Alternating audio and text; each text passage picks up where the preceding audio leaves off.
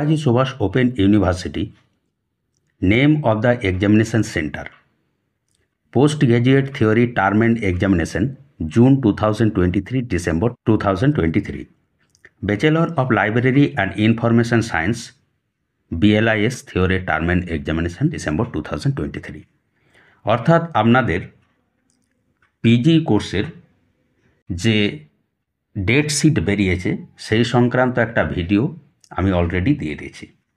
আপনাদের পরীক্ষা শুরু হচ্ছে 11/8/2024 তারিখ থেকে এবং শেষ হবে 22/9/2024 তারিখ।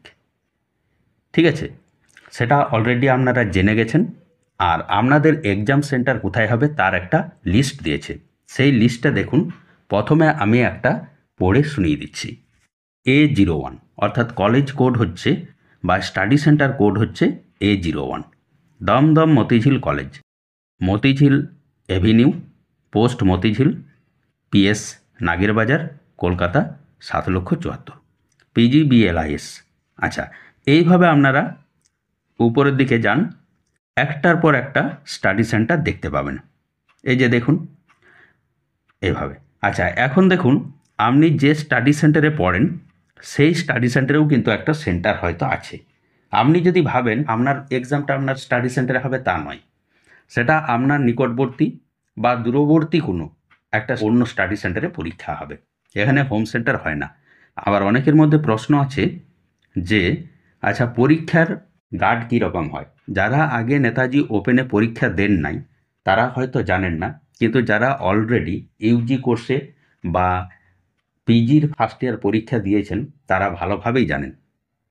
এখানে পরীক্ষার গার্ড কিন্তু খুব কড়াকড়ি, কঠোর নিরাপত্তা ব্যবস্থার মধ্যে পরীক্ষা নেওয়া হয়।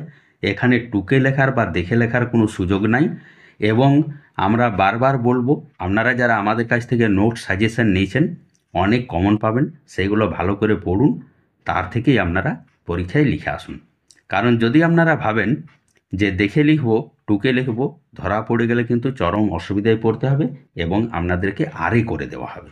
এবং একবার আরে হয়ে গেলে খুব জটিল অবস্থা। সম্পূর্ণ কলেজের উপর নির্ভর করবে পরবর্তী ক্ষেত্রে আপনারা সুযোগ পাবেন কি না। সেই ক্ষেত্রে আপনাদেরকে ইউনিভার্সিটিতে ডাকবে, যাচ্ছে তাই বলে অপমান করবে।